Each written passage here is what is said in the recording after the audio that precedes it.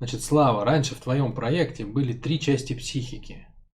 Бессознательное, подсознательное и сознательное. А теперь еще появилось сверхсознание. Объясни, пожалуйста, как ты смотришь на этот уровень психики, в чем его функция и как его развивать. Смотри, Влад, поясняю. Значит, в моем проекте никогда не было трех уровней психики: сознание, подсознание и бессознательное. Насколько я помню, силюсь вспомнить, насколько я помню, никогда такого не было.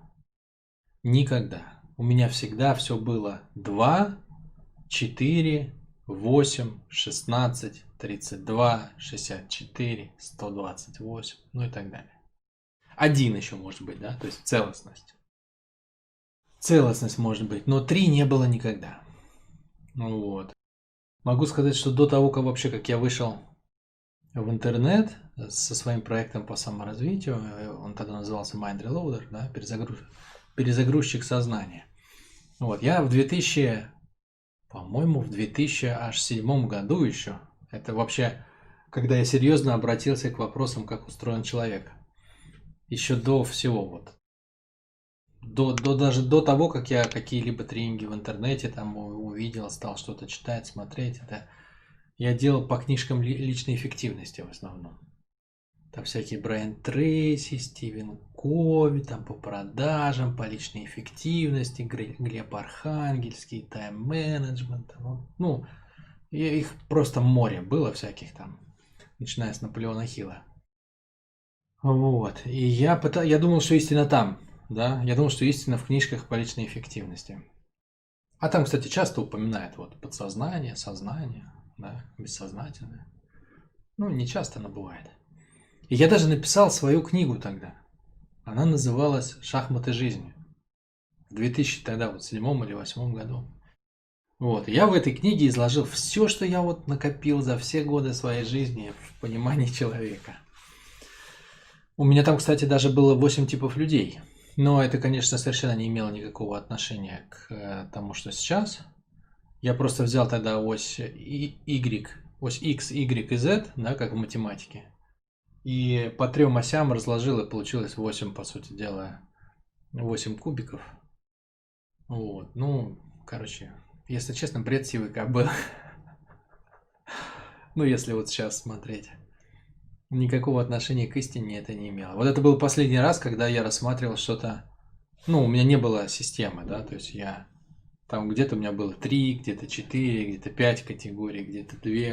И вот только когда я перечитал свою собственную книгу, я понял, что это бред сивой кобылы, и даже не стал ее. Ну, в итоге ее так никто и не увидел. Там, кроме пары человек. Вот. И все. То есть, ну, с тех пор у меня никогда не было 3. Никогда. Потому что я по-взрослому взялся вот после того, как я столкнулся с Ганди, там, пространство, время, энергия, информация, да. И дальше все, что я делаю, оно идет только через эти 4. И бесконечные их комбинации. Значит, что такое в моем понимании подсознание, бессознательное, сознательное и сверхсознательное? Ну, это в каком-то смысле можно провести аналогию по 4 каналам.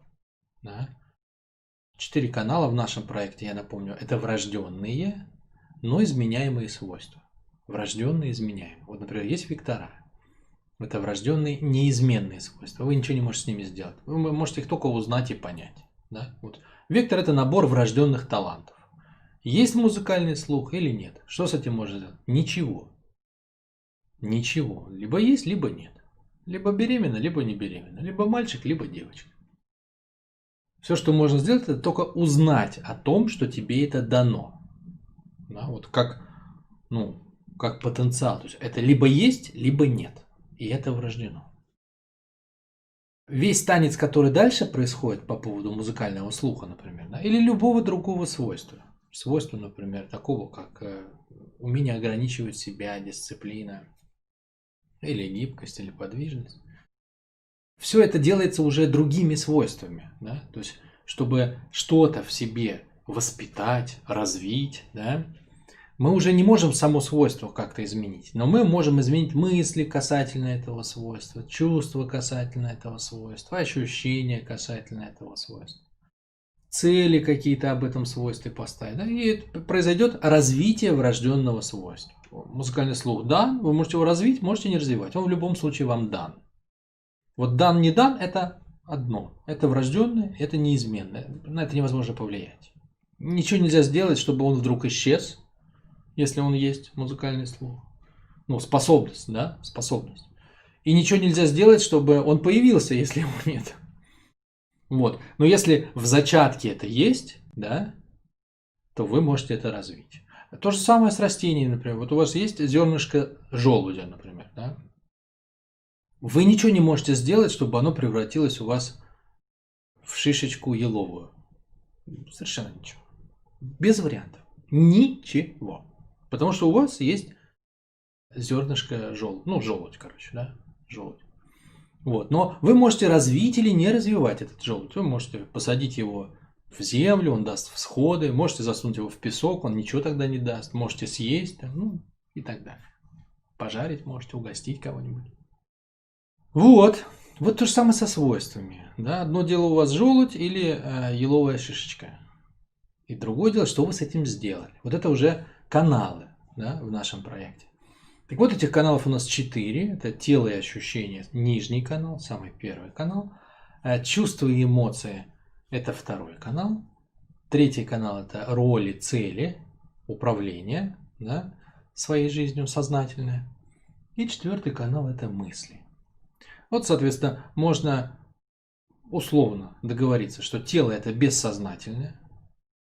Чувство, эмоция – это подсознательное. Роли, цели, планы, управление своей жизнью – это сознательное. И мысли – это сверхсознательное. Сверхсознательное. Почему именно таким образом? Почему именно так все раскладывается?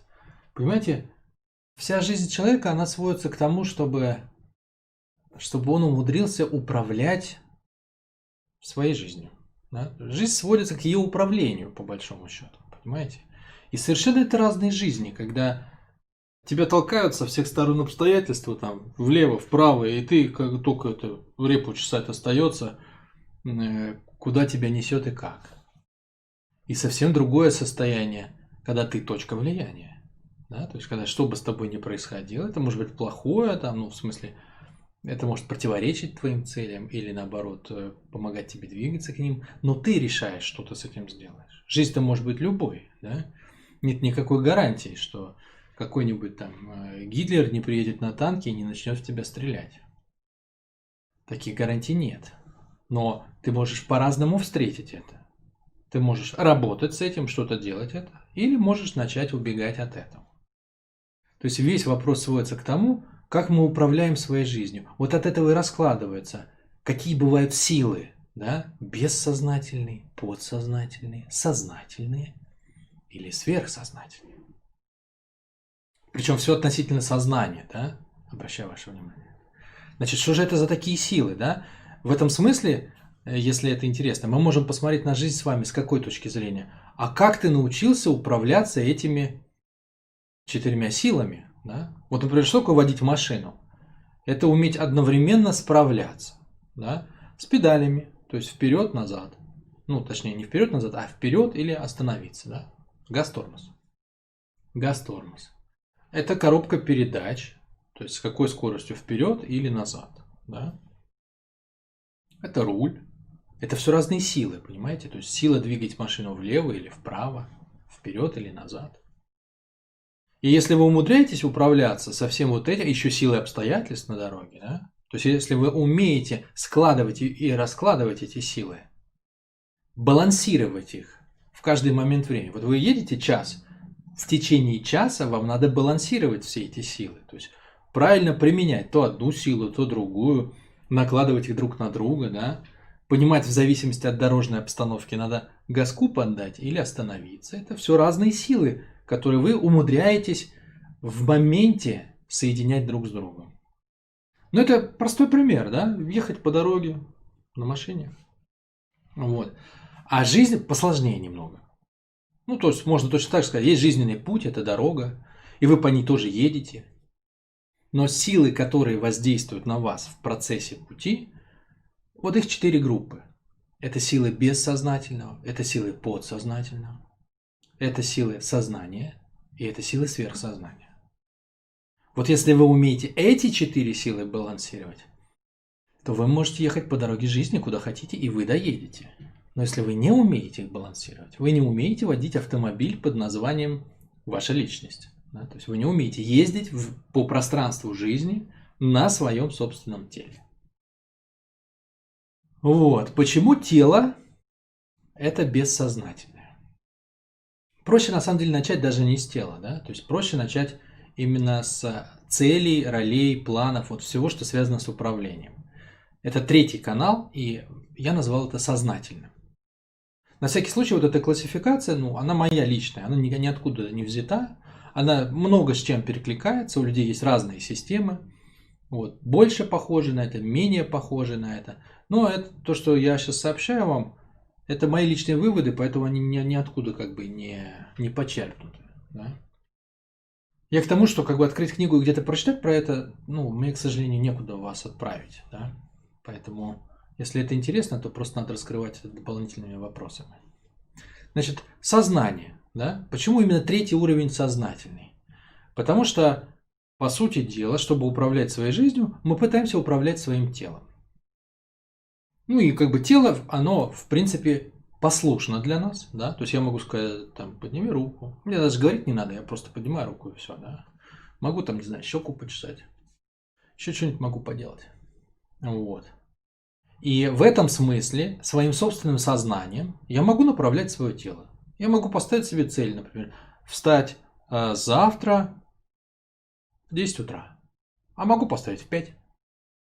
И я подниму вот этот аппарат. Да? То есть у меня есть специальное приспособление, будильник. В принципе, я могу встать и без будильника, когда мне надо. Вот, я подниму этот аппарат, и он пойдет делать то, что мне надо. И я буду чувствовать кайф, что я управляю своей жизнью. Я решил встать в 10, я встал в 10 и пошел делать то, что мне надо.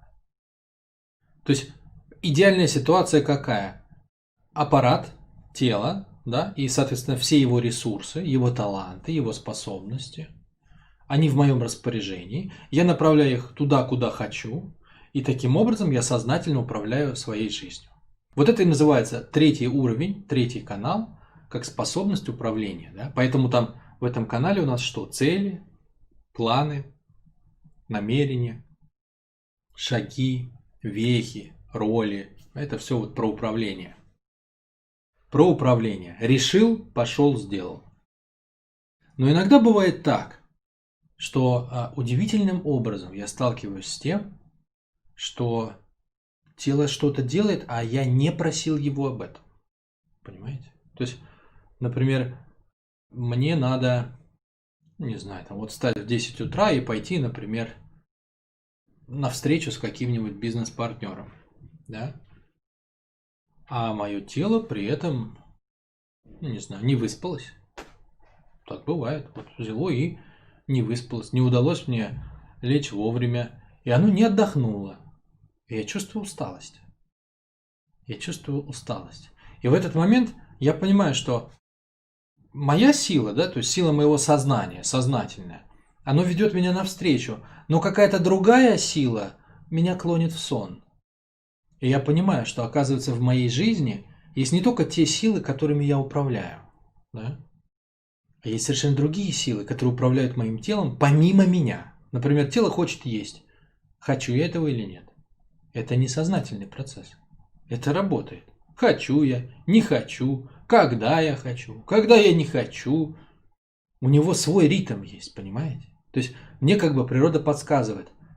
Парень, не забывай, что в этой жизни, когда ты хочешь что-то делать, есть не только твои желания. Есть еще желание твоего тела. Да? Вселенная выражена нашим телом. Это ее желание. Да? То есть тело работает по законам Вселенной. Мы можем это осознавать или не осознавать, но как-то работает печень, как-то работают почки, работает желудок. Как? Человек может прожить всю жизнь, никогда этого не знать, если он не врач. Но все это работает. Тело сложнейший механизм. Это дитё эволюции. Это дитё Вселенной. Оно принадлежит Вселенной.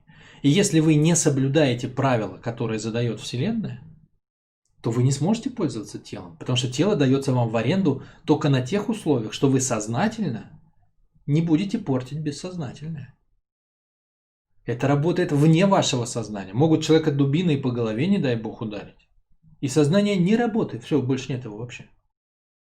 Все, сознание спит. А все равно печень работает, почки работают. Все эти силы как бы там разыгрывают свои игры. Тело лежит там, потеет.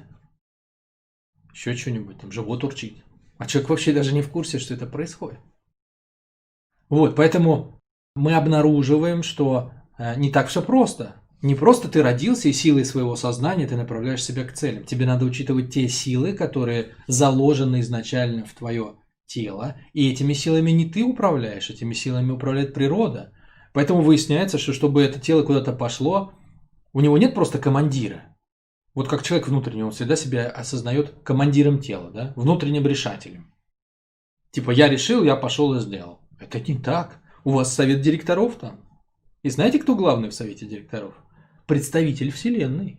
Если он говорит, у нас обед, и у вас живот начинает урчать, ну, вы ничего не сможете с этим сделать. Он будет урчать. Не, вы, конечно, можете это игнорировать, да? И голод вы можете игнорировать там, ну, если вы натренированы, то дней 40. Ну, например, если тело, хочет писать, то дней 40 вы его не проигнорируете. Это уже сильно короче промежуток. Потому что у вас в совете директоров представитель силы Вселенной, представитель бессознательного, проголосовал за то, что сейчас надо не кино смотреть, а сходить в туалет. Ваше мнение можно учесть ненадолго, на час, может быть, на 2. Но выход в туалет неминуем. Неминуем. Поэтому вот как минимум 2 силы у нас есть, да? То есть бессознательные. То есть не требующие вашего сознания. В принципе, вообще. Вообще нисколько. И сознательное, 3-й канал, да? 1-й канал и 3-й канал мы сейчас с вами обсудили. Но это не все. Это не все. Я иду, например, на ту же самую бизнес-встречу. В 10 я встал, да, мне к 12 на встречу, я там поделал процедуры, зарядочки и там, не знаю, легкий завтрак и почопал навстречу. Что происходит дальше? Допустим, это первая в моей жизни встреча на таком уровне.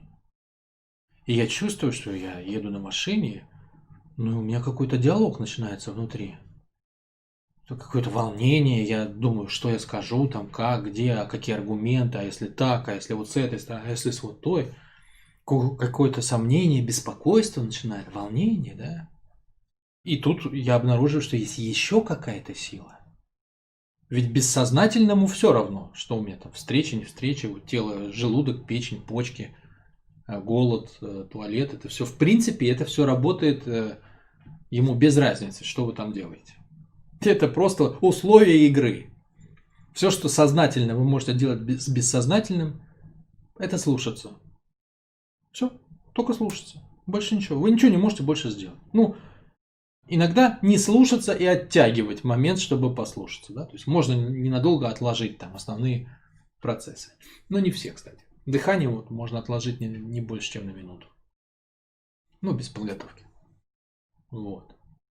А тут другое, понимаете? То есть это явно не бессознательное, но это какой-то механизм, который начинает в меня погружать в какие-то сомнения, тревоги, волнения. И я не понимаю вообще, кому это надо, потому что я-то хочу встречу классно провести. Ну, тело накормил, напоил, кажется, ну, я не знаю, в туалет сходил. Все нормально, я все сделал для него. И тут вот пошли вот эти вот бурления, завихрения. Зачем мне это надо? Кому это надо? Есть еще один механизм. Подсознание. Подсознание – это защитный механизм. Да? Это тоже врожденный механизм. Но в отличие от бессознательного, этот механизм учится. И он воздействует на нас с помощью чувств и эмоций. В чем проблема-то основная с чувствами и эмоциями, да? Ведь я могу любые цели поставить. Но вне зависимости от того, какие цели я поставил, чувство эмоций приходит ко мне и начинает делать со мной что-то, что я не заказывал. Ведь я не заказывал волнение. Если у меня спросить, а как ты хочешь на встрече присутствовать? Я скажу, да я хочу быть огонь огненный. Я хочу легко, свободно, ненапряжно, спонтанно, там раз. Мягенько, легко, как колобочек. Все пришел, сделал, что хотел, получил, руки пожал и расстались. Вот как я хочу. А тут это вот заикание, дрыгание, дергание. Кто это делается? Вот это подсознание.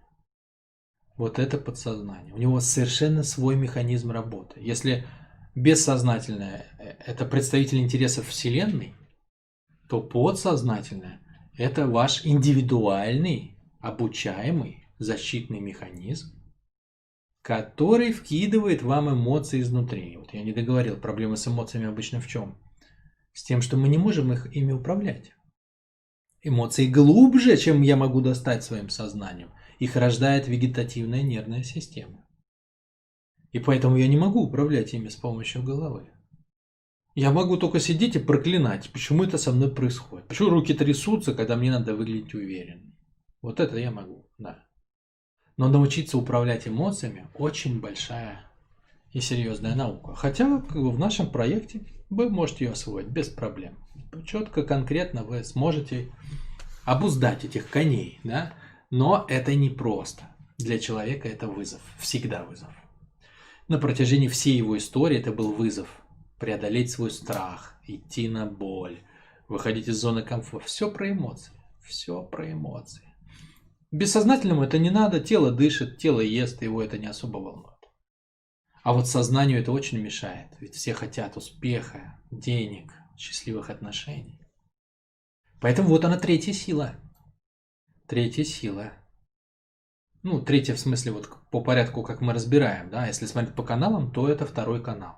Бессознательное первый канал, тело, ощущения, работает на инстинктах, сила инстинктов.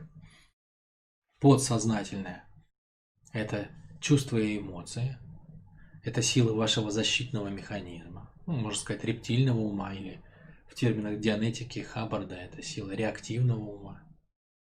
Третий уровень – это роли, цели, планы, шаги, вехи, намерения, что там еще. Ну, короче, все, что связано с управлением. Это то, что подчиняется сознанию, сознательное. Что у нас осталось? Сверхсознание. Сверхсознание. Это не что-то мистическое, это не про Ницше. Да, это не про сверхлюдей. Это про то, что есть вещи, да, есть ум, абстрактный ум. Способность к абстрактному мышлению, которое сделал человека человеком. И можно мыслить не собой. Понимаете? Во всех трех предыдущих каналах всегда есть я. Я хочу есть.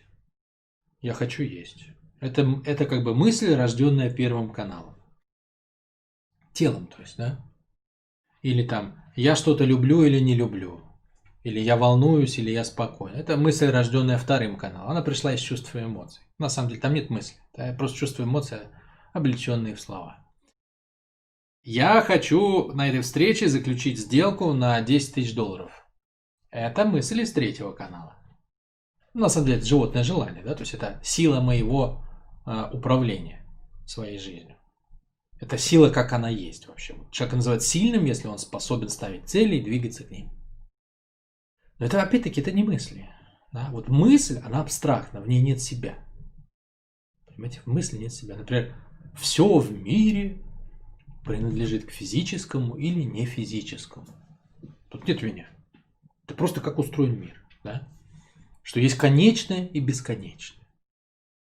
Есть материальное и нематериальное. Есть сознание и есть материя. Вот это мысли, дуальности, да, дуальности. В дуальностях нет меня, так мир был устроен. Так был устроен до меня и после меня. Будет так же устроен, кстати. Так всегда было, есть и будет. И вот это, постигнуть это может только сознание, которое абстрагировалось от себя. Почему абстрактное мышление? Потому что там нет меня. От кого я абстрагировался? От себя. От ощущений тела, от своих чувств и эмоций, от своих желаний там заработать сколько-то денег. Я вышел в пространство Вселенной, которое вечно. А вечность может постичь только человек. Ее не может постичь корова. Вот можете сесть перед коровой, открыть учебник по философии и сказать: дорогая буренка, за ушко мое потрепать, там, в колокольчик позвонить. И попытаться почитать ей о вечном, да? О бренном мире, о миге настоящего, неуловимом. Она ничего не поймет. Только мычать будет. Вот если сено покажете, она поймет. Почему? А это вот на языке тела, это очень понятно. А вот на языке ума ей непонятно. Это может только человек. Поэтому у человека, помимо желаний, да, вот этих животных, заработать денег, там, выйти замуж или жениться на ком-то, это все животные желания. Это и есть у животных, да? То есть, ну, то, что у нас заработать денег, у животного называется занять определенное место в стае. Да, там, если ты первый волк, то ты там ешь самую вкусную часть туши. Ну, у нас, если ты первый волк, то ты пилишь бюджет, например, да, всей страны. Аналогия прямая, она легко ловится. А вот вечное постичь, вот это и есть сверхсознание. То есть это постижение законов природы, сверхуправление. Сверху, ум тоже сверху, он постигает небесные смыслы. Да? Тело ощущает энергию Земли, яр в русском языке. А ум пропускает через себя поток, свет, белую силу. Да? Белый яр. Совокупность двух сил, которые влияют на человека. Основных. Это сверху идет сила белая, сила ума, сила светознания. А снизу идет яр, от которого идет ярость, да, животное потребление. Но мы их сейчас с вами не просто две силы разобрали, да, белую и яр, а мы разобрали с вами 4. Ну, так поподробнее их разложили. Вот вам бессознательное, подсознательное, сознательное, сверхсознательное. Ну, соответственно, их развитие – это развитие каждого из каналов. Вот ты был на практикумах, посвященных телу. Там ты учился взаимодействовать с силой бессознательного. Ты был на практикуме, по-моему, ты был на тренинге по стрессу, да? Вот там в основном тренинг посвящен силе подсознательного. Если бессознательное мы можем только слушаться, то подсознательное мы можем, в принципе, подчинить себе. Не то чтобы напрямую подчинить, вот как руку, да, поднял руку, вот так эмоции никогда не будут слушаться. Контроль эмоций – это иллюзия, такого не бывает. Но можно договариваться со своими эмоциями. И договорившись с ними, на самом деле можно почти свести, ну, не к нулю, но к минимуму их влияния. Сознательно – это прямой командный способ, да? Сделай шаг вправо, сделал. Вот. А сверхсознательное – это вы постигаете умом. Ну, собственно, вот когда ты, например, слушаешь эти ответы на вопросы, ты и работаешь с силой своего сверхсознательного. Если коротенько, коротенько не получилось. Ну, вопрос на самом деле непростой, поэтому вот так.